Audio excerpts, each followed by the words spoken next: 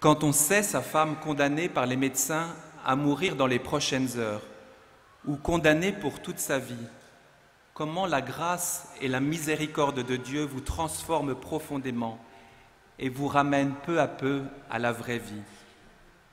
C'est ce témoignage que je voudrais partager avec vous ce soir. C'est ce que le pape François nous enseigne dans son exhortation apostolique, la joie de l'Évangile. Oui, 2 février 2011, une vie avant, une vie après. Nous avions une vie bien remplie, nous avions coché un certain nombre de cases dans la checklist de la vie. Une famille comblée, 4 enfants rapprochés, une famille heureuse malgré aussi les écueils, une vie professionnelle dense, une vie professionnelle avec finalement un certain confort. Anne-Claire aussi, de son côté, avait une vie personnelle et professionnelle très remplie. Elle avait commencé sa vie dans un groupe de presse, puis elle s'était arrêtée pour prendre du temps pour les autres, pour les plus petits, parce qu'elle était habitée par le désir d'être présente auprès des plus fragiles. Elle avait donc préféré une vie professionnelle moins dense pour être plus disponible.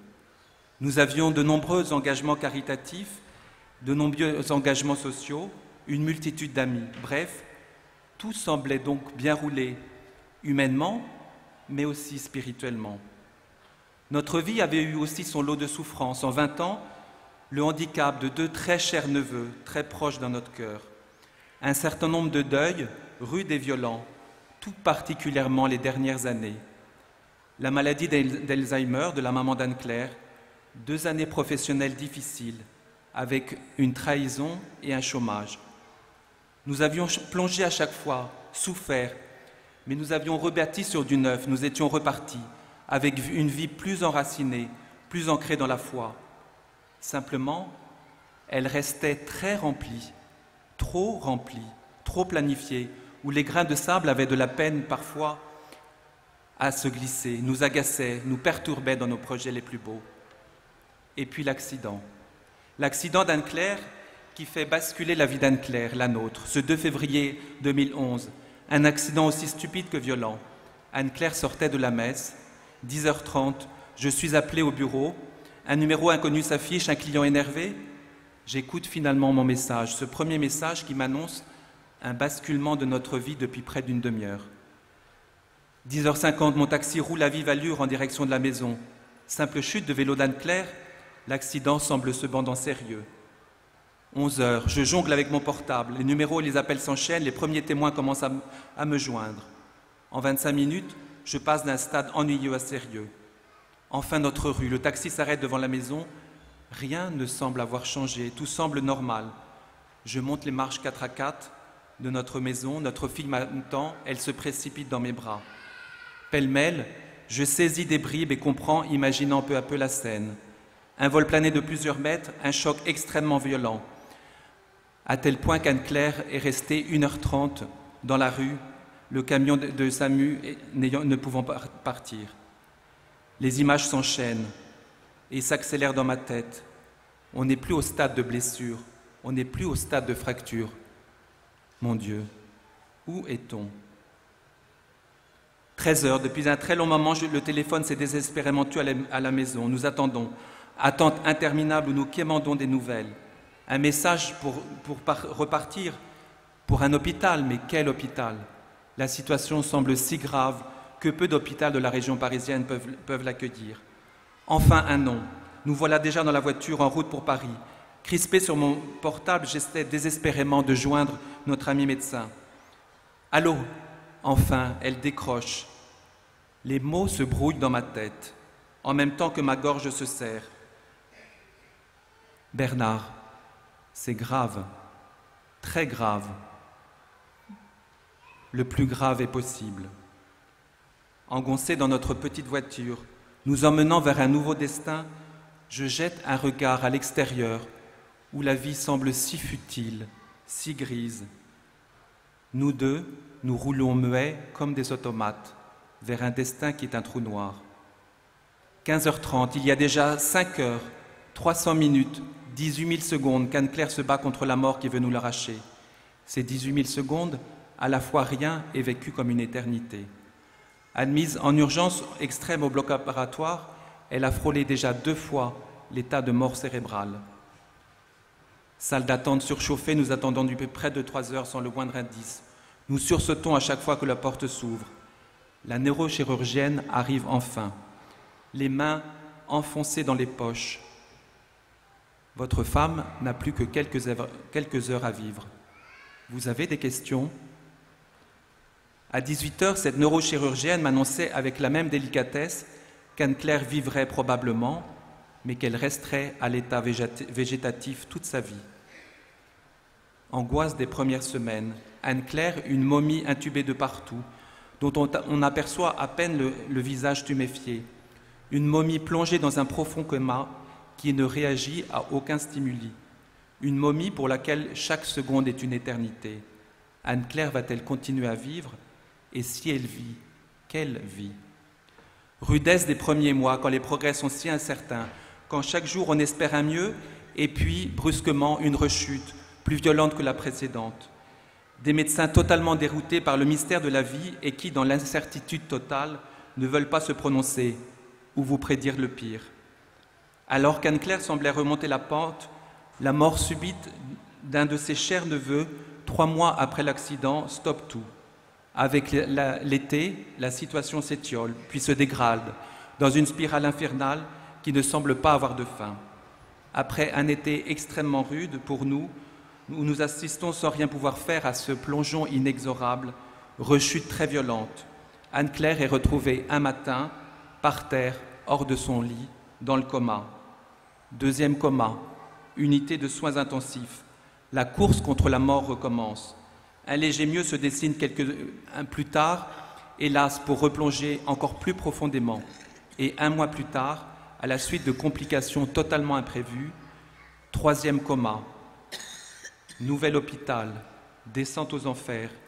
Les chirurgiens veulent tenter l'opération du miracle. 8 opérations pour poser une dérivation du cerveau à l'abdomen. 8 échecs, une méningite.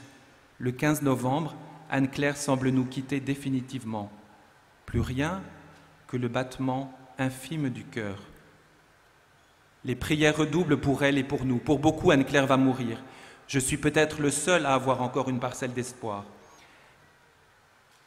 Les jours défilent, 1 semaine, 2 semaines. Début décembre, le 8 décembre, après 10 mois de coma et semi-coma, Anne-Claire sort brusquement du coma. Dans son coma, Anne-Claire a fait le choix de la vie. Situation pourtant humainement difficile, Anne-Claire est hémiplégique, elle est amnésique, elle ne parle pas, elle ne voit pas. Quel avenir pour nous? Quel avenir pour elle? Seigneur, nous as-tu abandonnés?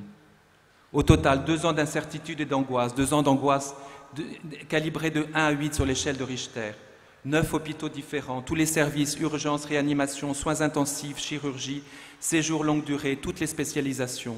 450 soirs, j'ai ainsi monté, angoissé, les escaliers d'hôpitaux après 1 heure dans les transports en commun. 450 soirs, le nœud au ventre de savoir comment Anne-Claire serait aujourd'hui, progrès ou grave rechute. 450 soirs, où je suis reparti de l'hôpital, le cœur brisé par l'incertitude. Quelle sera sa vie demain? Quelle sera notre vie? Des mois pilés, cassés, détruits dans tous nos projets familiaux, personnels et professionnels. Une réinstallation après 2 ans d'accident, une réinstallation à la maison compliquée. Anne-Claire est dans un fauteuil, sans aucune autonomie. Je me souviens de ce premier repas à la maison. Des crises d'épilepsie fréquentes, le stress de la crise qui peut être fatale, des nuits d'angoisse quand chaque bruit suspect me réveille.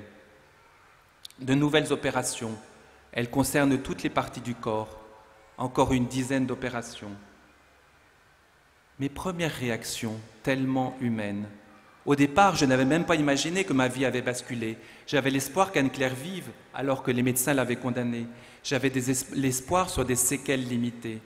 Un secret espoir de retrouver la vie d'avant, comme si tout n'était qu'une simple parenthèse.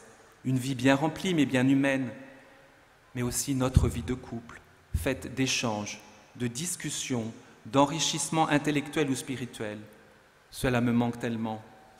Les premiers mois, avec mon naturel battant, je voulais tout gérer, tout porter, comme époux, comme père et comme mère, comme professionnel. Au cours de ces 5 années, un mot, reconstruire, reconstruire, rebâtir une vie qui soit belle. Et puis, brusquement, après 2 nouvelles crises d'épilepsie, un doute, une faille terrible s'est glissée dans mes schémas. Et si la vie à nouveau basculait? Et si la vie à nouveau s'arrêtait là, demain? Seigneur, n'est-ce pas là que tu me parles dans ma si grande souffrance? Bernard, choisis la vie comme Anne-Claire a choisi la vie. Ouvre ton cœur à mon nom. Laisse-toi brûler de mon feu. Chaque jour, pour me le rappeler, la fragilité est à ma porte et me ramène à l'essentiel. La reconstruction physique d'Anne-Claire, qui a beaucoup progressé, ne sera jamais achevée. Sarabande continuelle des kinés et des exercices physiques difficiles. Orthophoniste, un travail de titan pour réapprendre tous les mots, les concepts, les expressions, sans oublier les psys. C'est normal quand on a côtoyé la mort de si près et si longtemps. Comment arriver à dépasser parfois des angoisses profondes? Un autre quotidien pour Anne-Claire, une perpétuelle fatigue physique, c'est pour ça qu'elle est arrivée juste pour le témoignage, un rythme qui n'est pas celui de son âge, les crises d'épilepsie, les difficultés intellectuelles et les montagnes russes de la pensée, la difficulté à communiquer, la rencontre permanente de nos fragilités humaines, le décalage structurel de nos rythmes de vie, la découverte de la routine de sa vie, de notre vie. Plus de week-end sur un coup de tête, une soirée en amoureux ou simplement un petit resto en tête-à-tête. Toute organisation prend du temps. Il faut tout anticiper. Et avec le regard réprobateur du monde, qui fait parfois tant souffrir. Mes propres fragilités humaines, un moral d'acier pour soutenir tout le monde. Facile à dire, il faut tenir dans la vie, tenir dans la durée entre vie personnelle, professionnelle et familiale. Alors, comment mon espoir est devenu mon espérance? Oui, dès la première heure, j'avais un inusable espoir. Au départ, comme une drogue pour ne surtout pas couler.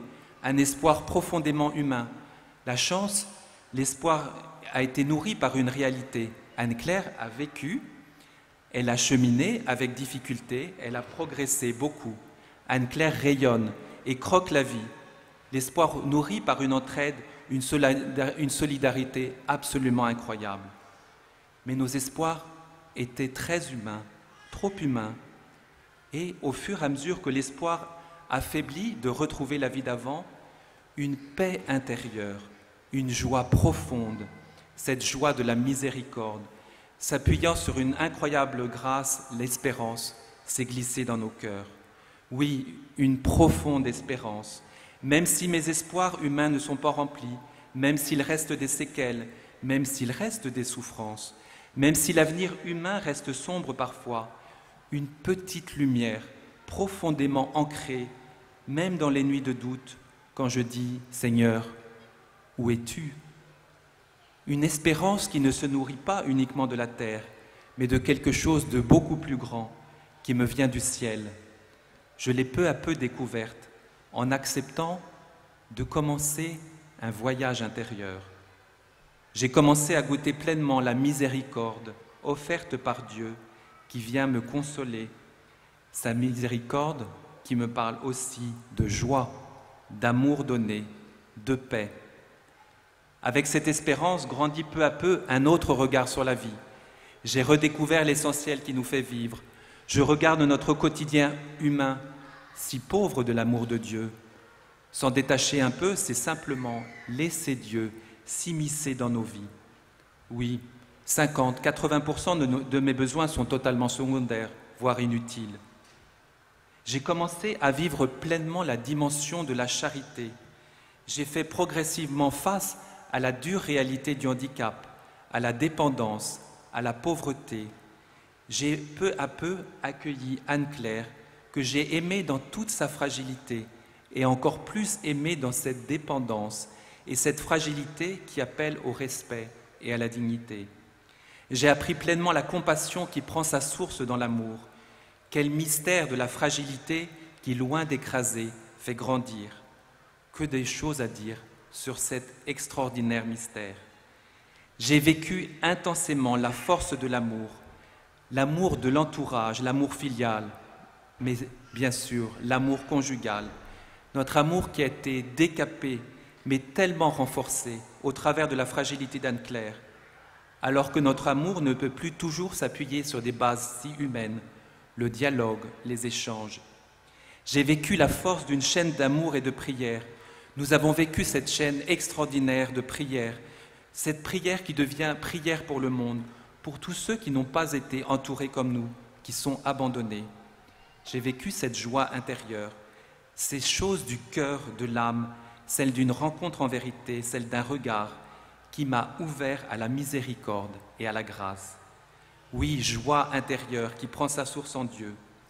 J'ai appris au quotidien le lâcher-prise et la confiance en Dieu. Au départ, une démarche humaine de résilience, c'est-à-dire la capacité à tenir et se reconstruire dans l'adversité en puisant sans cesse dans son énergie humaine, voilà sur quoi je m'appuyais.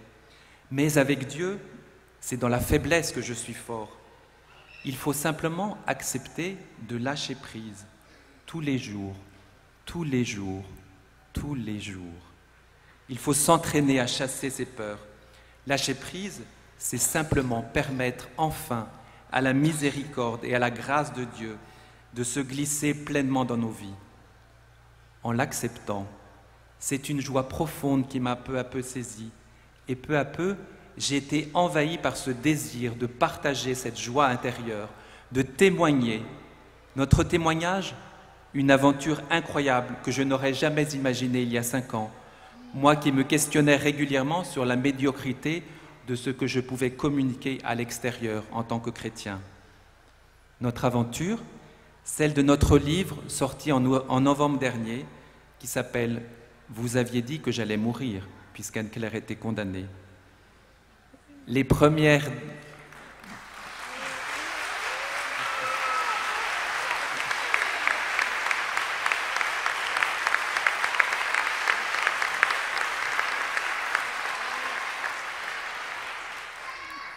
dédicaces, les témoignages aux 4 coins de France et même en Belgique, les conférences et carrefours, comme aujourd'hui avec vous. Une aventure où l'on ne fait jamais assez confiance, moi le stressé.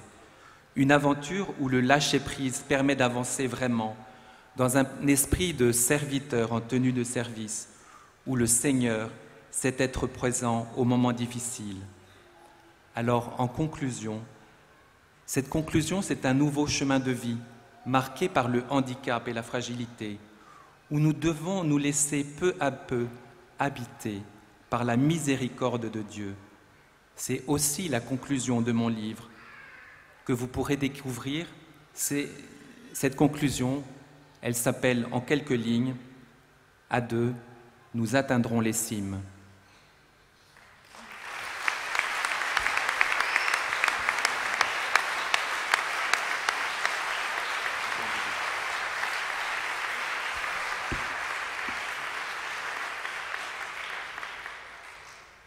Mais vraiment, mon accident, c'est magnifique. Mon miracle est magnifique. Exactement. Il y a 5 ans et demi, vous avez entendu que je dis heureusement, j'avais été à la messe de 9h à 10h, heureusement. Et en revenant de l'église à la maison, je suis tombée sur ma tête, heureusement, à cause de personne. Heureusement. Un de nos amis m'a vu tomber. Il a foncé pour les pompiers. Heureusement. Bravo. Heureusement pour Jésus, je sortais de la messe. Heureusement. Et après, dans le coma dès le début. Alors que, même dans l'hôpital où j'étais, le neurologue qui m'a opéré a dit à Bernard que j'allais mourir dès la veillée. De tout début de la veillée. Mourir vers 9-10 heures le même jour.